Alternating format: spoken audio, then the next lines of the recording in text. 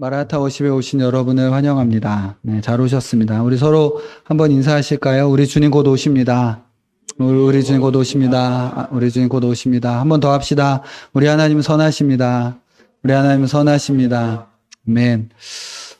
마라나타 워십은 우리가 성경에서 말하는 기독교 신앙은 종말론적 신앙이라고 믿고 그 종말론적 신앙을 유지하고 주님의 재림을 소망하는 사람들이 모여서 함께 예배하는 모임입니다. 오늘 또 주님의 말씀을 보고 함께 기도하는 시간을 갖고자 하는데요. 오늘 말씀의 제목은 롯의 처를 생각하라 라는 말씀 제목입니다. 롯의 처를 생각하라 라는 제목으로 하나님의 말씀을 나누려고 합니다. 오늘 본문은 우리 주 예수 그리스도께서 오실 때에 인류가 어떻게 지내고 있을지에 대해서 우리 구주께서 직접 말씀하신 몇 안 되는 본문입니다. 주님은 인자의 때에 곧 우리 주께서 이 땅 가운데 오실 때를 지금 노아의 때와 롯의 때와 비교하시면서 그때의 사람들이 어떻게 지내게 될 것이고 그리고 인자가 그 상황에서 어떻게 임하실지에 대해서 주께서 직접 이 땅에서 말씀해 주셨습니다. 오늘 본문에 의하면 주님께서 오실 때에 인류가 어떻게 지내게 된다라고 어떻게 지내고 있을 것이라고 말하고 있습니까? 주님의 이 말씀을 요약해 보면 일상적으로 하던 것을 하고 있을 것이다. 이게 우리 주님의 대답이에요. 사람들이 일상적으로 하던 것을 하고 있다가 그렇게 멸망, 파멸의 날을 맞을 것이다. 라는 것이 오늘 본문에 주님께서 말씀하고 계시는 것입니다. 27절에 보면 노아의 때 이렇게 말씀하십니다. 노아가 방주에 들어가던 날까지, 마지막 날이죠. 사람들이 먹고 마시고 장가들고 시집 가더니 홍수가 나서 저희를 다 멸하였으며, 이렇게. 노아가 방주에 들어가는 아주 바로 그 순간까지 먹고 마시고 장가들고 시집 가는 일들을 했다. 즉 인간의 기본적인 본능적인 욕구에 따라 살아가는 그런 삶의 모양들 있잖아요. 먹고 마시고 시집가고 장가가는 것. 여기서 먹고 마신다는 것은 단순히 인간 생활의 필요를 채운다라는 개념을 넘어서는 것이죠. 먹을 것과 마실 것들을 탐하며 그것에 집중하고 집착하면서 살아가게 된다는, 먹을 것에 집착하고 마실 것에 집착하고 집중하면서 살게 되는 거예요. 장가들고 시집간다라는 것도 마찬가지입니다.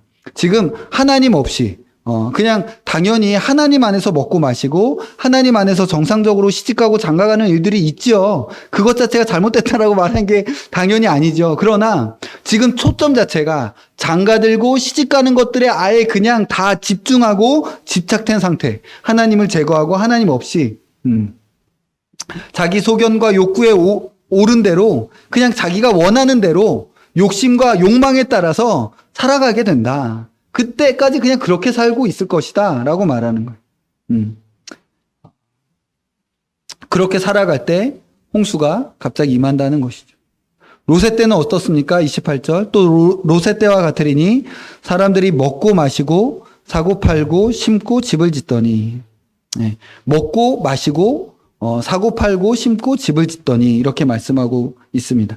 노아의 때에 좀 더 본능적이고 자연적인 일상에 대해서 말씀하셨다라면 롯의 때는 보면 좀 더 문화적이고 문명적인 일상에 대해서 말씀하시는 것 같습니다. 노아의 때는 먹고 마시고 시집가고 장가들고, 그런데 롯의 때는 먹고 마시고 사고 팔고 매매하는 거죠. 그 다음에 심고 곡물들을 재배하고 이런 것 같아요. 그리고 집을 짓더니 뭔가 건축하는 모양이죠. 그러니까 좀 더 롯의 때는 문화적이고 문명적인 것들을 세워나가는 삶에 대해서 이야기하고 있습니다.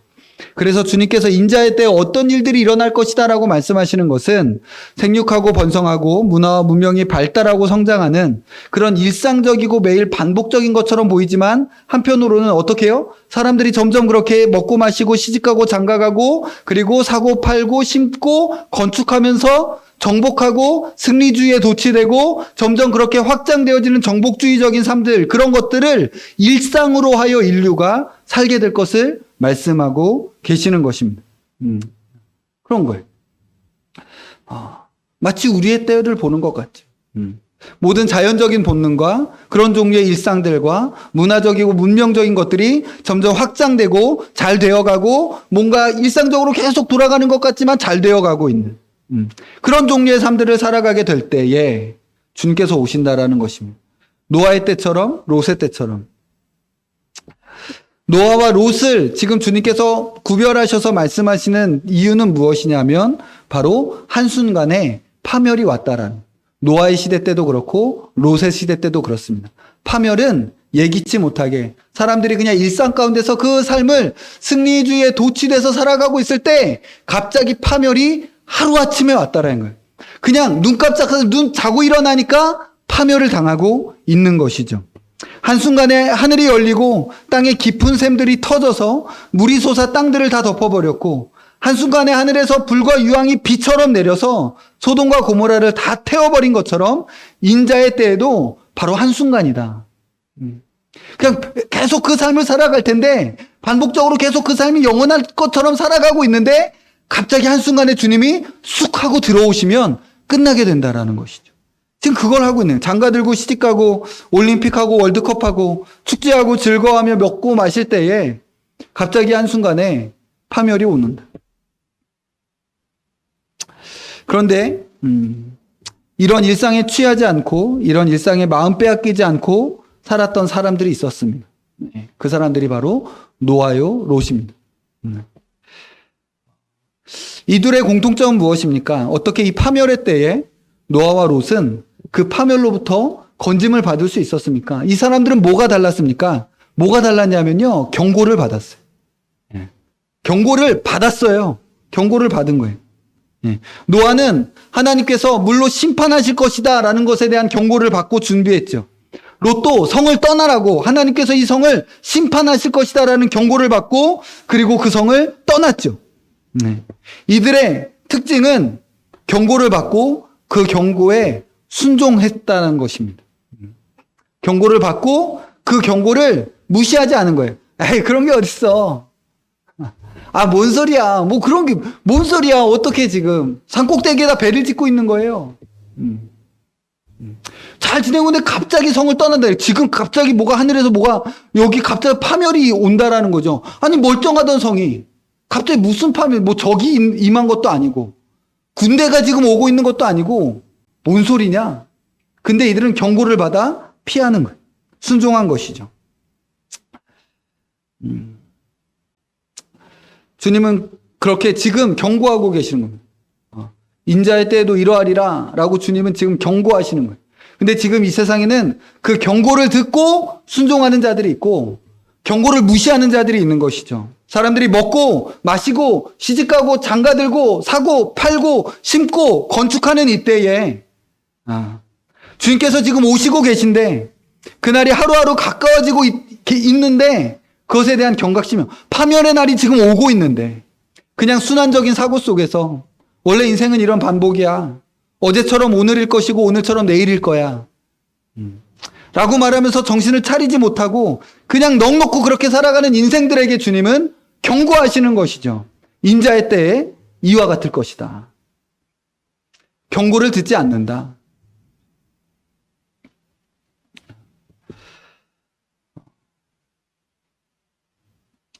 쳇바퀴의 미혹이라는 것이 있습니다. 제가 만들어낸 말이에요. 쳇바퀴의 미혹. 쳇바퀴적이고 반복적인 어떤 삶에는 미혹이 있습니다. 그렇게 그냥 매일 반복되는 쳇바퀴적인 삶을 살다 보면 영원한 것을 보지 못하게 됩니다. 주님의 오심을 보지 못하게 되는 것이죠. 그냥 그 삶에, 그냥 그 쳇바퀴에 돌아가는 삶에 매몰되어져 버리는 것입니다. 여러분, 단지 반복되는 삶을 살아가고 있는 게 잘못이라고 말하는 것은 당연히 아닙니다. 사실 대부분의 사람은 반복적으로 살죠. 어제 했던 것을 오늘 하고 오늘 했던 것을 내일 하면서 사실 그렇게 삽니다. 그런데 뭐가 잘못이냐 하면요. 반복적인 삶 돌아가는 거기에 마음과 생각에 초점이 맞추어진 채로 살아가면 그럼 미혹당한다라는 거예요. 그냥 반복적으로 쳇바퀴 돌아가는 종류의 삶을 살면서 그냥 그것 하나하나에 매일매일 일상에 무엇을 먹을까, 무엇을 마실까 하는 종류의 염려와 걱정 속에서 거기에 집중하고 초점을 맞춘 채로 살아가게 되면 망하게 된다라는 거예요. 매일 반복적인 삶을 살아가게 되지만 그럼에도 불구하고 오고 계시는 주님을 바라보아야만 하고 지금 우리가 보내고 있는 날들이 계속 순환적인 반복 같지만 우리 구주의 재림을 향해 지금 그 날이 다가가고 있음을 보면서 그날 하루하루를 살아야 한다라는 것이죠. 이것이 없으면 우린 그냥 주님을 바라보지 않고 반복적인 종류의 삶을 살다 보면요, 반복되는 일상의 마음과 생각을 빼앗기게 되는 거예요. 무엇을 먹을까? 무엇을 마실까? 시집가고 장가가고 사고 팔고 그리고 심고 재배하고 건축하는 종류의 일들 있잖아요. 예. 주님 물으시는 것입니다. 누가 이 경고를 받겠느냐? 노아의 때에 노아는 방주를 만들면서 아마 120년 동안 그 시대에 계속 경고했을 것입니다. 하지만 아무도 그 경고를 듣지 않았습니다. 아무도. 120년이라고 아마 그렇게 그건 정확한 건 아닌데 그 120년 동안 경고를 했다라면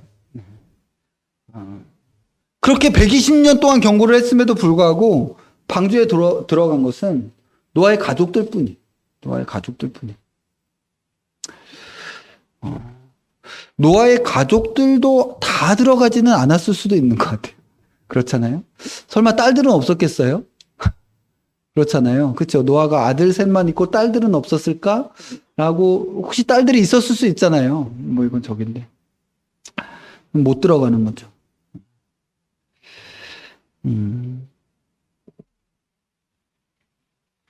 그러면서 주님은 지금 이 말씀, 우리 구주의 말씀을 듣고 있는 자들에게 한 사람을 상기시킵니다. 그게 바로 롯의 처입니다. 롯의 처를 기억해라 라고 말씀하시는 것이죠. 롯의 처가 누굽니까? 주께서 소돔과 고모라를 멸망시키고 산으로 피신하여 도망갈 때에 롯의 가족들이 피신하는데 갑자기 롯의 처가 뭐 했어요? 뒤를 돌아본 거죠. 뒤를 돌아보고 그래서 형벌을 심판을 받아 소금 기둥이 되어버린 여인입니다. 그 여인이 롯의 처죠. 이 여인이 뒤를 돌아보았다라는 심판받는 세상을 돌아보았다라는 것은 그의 마음이 이미 그 세상에 속해 있었음을 보여주고 있는 것입니다. 세상에 대한 미련과 세상에 대한 사랑으로 뒤를 돌아보지 않을 수 없었던 것이죠. 비록 그의 몸은 소돔과 고모라의 멸망으로부터 피한 것처럼 보였지만 그의 마음은 이미 거기에 있었기 때문에 결국 그 심판을 피하지 못했던 것으로 성경은 이야기하고 있는 것입니다. 주께서 사실 누구를 생각해라, 누구를 기억해라 라고 하신 사람이 별로 없어요. 그렇잖아요. 우리 구주께서 이 땅 가운데서 지금 공생애를 3년 반 하시고 말씀 전하시면서 누구를 기억해라, 누구를 생각해라 이렇게 말씀하신 사람이 제 생각에는 그냥 그 향유를 부은 여인을 꼭 기념해라 이렇게 한 그 여인 말고 누구를 기억해라 라고 한 말씀은 생각이 나지 않습니다. 근데 우리 구주께서 지금 롯의 처를 생각해라 이렇게 말씀하고 계시는 것입니다. 특별히 이 롯의 처를 생각하라 하실 때에 이 말씀은 구원받았다라고 스스로 여기고 있는 사람들에게 더 의미심장한 말씀이 됩니다. 자기가 구원받았다라고 생각하는 사람들, 교회에 출석하는 사람들, 예수님을 믿는다라고 말하는 사람들, 부모님이 목사님이고 부모님이 장로님이고 집사님이고 부모님이 선교사님인 사람들, 나는 모태신앙이고 언약의 자손이라고 주장하는 바로 그 사람들, 그래서 나는 멸망하는 소돔과 고모라로부터 탈출하여 나와서 이제 멸망은 나의 것이 아니다라고 그냥 말도 안 되는 생각 가운데 있는 사람들 말이죠. 바로 그 사람들에게 롯의 처 이야기는 너가 멸망에 빠지지 않는 이유가 단지 그 이유라면 너희들의 영혼은 안전한 것이 아니다 라고 경고하시는 예입니다. 너희들의 껍데기, 너희들의 몸, 너희들의 그저 삶의 패턴이 그리고 삶의 일상이 소돔과 고모라에서부터 나온 것처럼 너희들의 마음도 너희들의 중심도 소돔과 고모라로부터 나왔느냐? 롯의 처를 생각해라 라고 말씀하고 계시는 것이죠. 만일 몸이 소돔과 고모라로부터 나왔어도 마음이 거기로부터 나오지 않았다라면 심판을 피하지 못할 것이다라고. 인자가 오시는 그 심판의 때에 롯의 처 같은 이들이 분명히 있을 것이라고 주님 말씀하시는 거예요. 그래서 인자의 때, 그 노아의 때와 같다, 롯의 때와 같다라고 우리 구주께서 말씀하시면서 주님께서 한 여인을 들어서 말씀하시는 거예요. 롯의 처를 생각해라 라고 말씀하고 계시는 것이죠.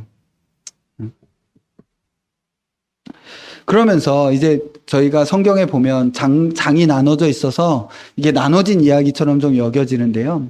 사실 성경은 장절이 나눠져 있지 않죠.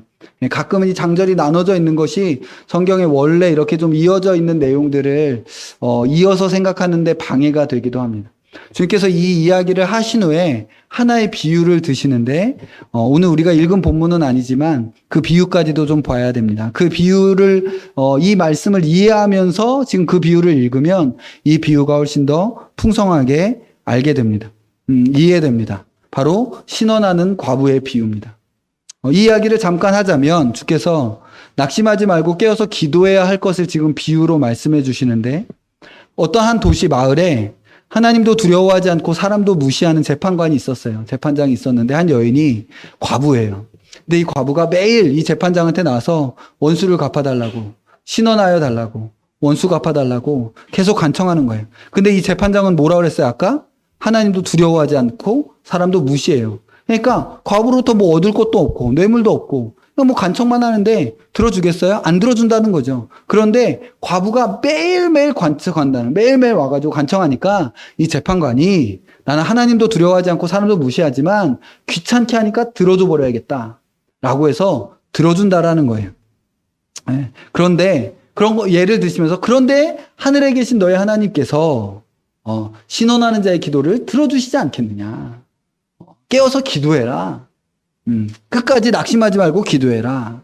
라고 말씀해 주시는 거예요. 그런데 이 비유의 마지막이 좀 이상하게 끝나요. 누가복음 18장 8절입니다. 누가복음 18장 8절에 제가 읽겠습니다. 내가 너희에게 이르노니 속히 그 원한을 풀어주시리라. 그러나 인자가 올 때에 세상에서 믿음을 보겠느냐 하시니라. 다시 한번 더 읽을게요. 내가 너희에게 이르노니 속히 그 원한을 풀어주시리라. 그러나 인자가 올 때에 세상에서 믿음을 보겠느냐 하시니라. 즉 인자가 올 때에 이 신원의 기도로 기도하는 과부의 그런 믿음을 보겠느냐? 찾기가 어려울 것이다. 라고 말씀하시는 것이죠. 마라나타 하면서 여러 번 말씀드려서 아시겠지만 이 과부의 기도는 세상으로부터 남편을 빼앗긴, 남편 대신 그리스도를 빼앗긴 교회가 이 세상에 대하여 주께서 오셔서 심판하시라고, 저리로서 산자와 죽은 자를 심판하러 오시라고 기도하는 교회의 신원의 기도. 이 기도에 대하여 교회는 우리 주님께서 분명히 오셔서 심판하여 주실 것을 믿고 낙심하지 말고 끝까지 기도해야 할 것을 지금 말씀해 주고 계시다라고 이 말씀을 드렸던 적이 몇 번 있습니다. 그런데 우리 주님은 마지막 때 교회에는 이런 기도를 찾아보기가 어려울 것이다 라고 지금 오늘 말씀해 주고 계신 거예요. 왜요? 왜 그렇습니까? 왜 이런 기도를 마지막 때에 찾아보기가 어렵겠습니까? 왜냐하면 마지막 때에 교회가 세상과 바람날 것이고 교회가 세상을 사랑하게 될 것이고 배교하게 될 것이라고 성경이 계속 말하고 있기 때문에 그렇습니다. 다른 말로 하면 다 롯의 처가 돼버린 것이죠. 교회가 소돔과 고모라로부터 멸망하는 곳에서부터 피해서 껍데기는 피해 있는 공동체처럼 보이는데 그 안에 알맹이를 보면 소돔과 고모라를 향한 열정과 마음이 가득해서 알고 보면 그냥 어떤 생명도 자라날 수 없는 소금덩어리인 거죠. 생명력 있는 경건의 모양은 있는데 경건의 능력은 없는 그냥 황폐해져 버린 소금덩어리예요. 생명이 자라날 수 없는 땅이 되어져 버린 그런 롯의 처가 돼버린 거예요. 그래서 인자가 올 때에 땅에서 세상에서 믿음을 보겠느냐라고 말씀하시는 주님께서 그 앞장 17장 마지막 절에 인자가 올 때 이러하니 이러하다라고 말씀하시면서 롯의 처를 생각해라. 롯의 처를 깊이 생각해라 라고 말씀하시는 거예요.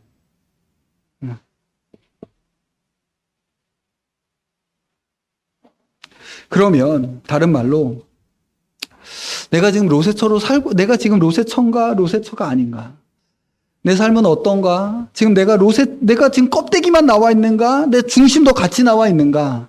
라는 것을 지금 고민하는 분들에게 줄 수 있는 대답은 바로 동일해요. 신원하는 과부의 기도가 삶에서 있냐는 거예요. 이 세상을 향하여 신원하는 과부의 기도가 있으면 로세처가 아니고, 그게 없으면 로세처라는 거예요. 지금 그 말씀인 거예요. 내 삶 가운데 지금 이 과부의 기도, 이 불의한 세상을 향하여 주님 오셔서 신원하여 주시옵소서. 주께서 저리로서 산자와 죽은 자를 심판하러 오신다라고 말씀하신 주님, 오시옵소서 라고 하는 신원의 기도의 그 불이 내 안에서 여전히 타오르고 있느냐 아니냐라는 것이죠. 만약에 이게 없다라면 여러분, 우리는 위험한 거예요. 여러분, 우리는 위험한 거예요. 우리 마라나타 워십이 이렇게 계속하고, 우리가 마라나타로 하나님 앞에 예배하면서 정말 기독교 신앙은 종말론적 신앙이다 라고 마지막 때 이렇게 말할 사명을 가지고 있는 이유가 바로 마지막 시대는 로세처의 시대고, 마지막 시대는 배교의 시대고, 마지막 시대 세상에서 믿음을 찾아볼 수 있겠느냐 라는 주님의 안타까운 음성과 마음이 있기 때문에 우리가 함께 모여서 기도하자고 지금 이 모임을 하고 있는 것입니다. 정신을 차려야 된다고, 로세처가 될 수 없다고, 우리에게는 신원하는 기도의 불이 꺼지면 안 된다고, 함께 모여서 기도하자고 하는 것이죠.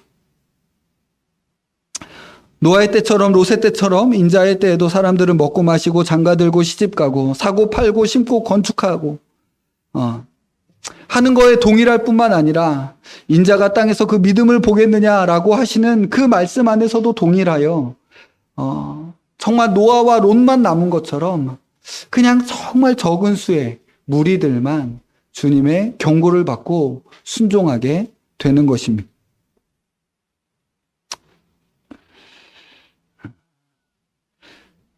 겉모양과 껍데기로 멸망을 피하는 것처럼 마음과 중심은 그렇지 않은데, 겉모양과 껍데기가 소돔으로부터 피했다라고, 나는 멸망에서 피했어 라는 거짓된 안도감과 거짓된 미혹을 분별하셔야 됩니다.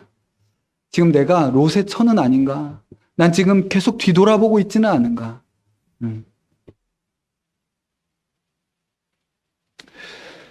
찬송가 중에 그런, 제가 정확히 가사가 잘 생각이 안 나는데, 웬일인가 내 형제여, 그 중간을 잘 모르겠어요. 하다 세상 재물 불탈 때에 너도 타겠구나, 이런 말씀이 있어요. 세상 재물 하다가 세상 재물 불탈 때에 너도 타겠구나, 그런 가사가 있어요. 그러니까 내 형제로 그렇게 사는데 세상 물건을 탐하고 거기에 마음 빼앗기고 거기에 그냥 그렇게 살면 세상 물건 불탈 때에 너도 타겠구나.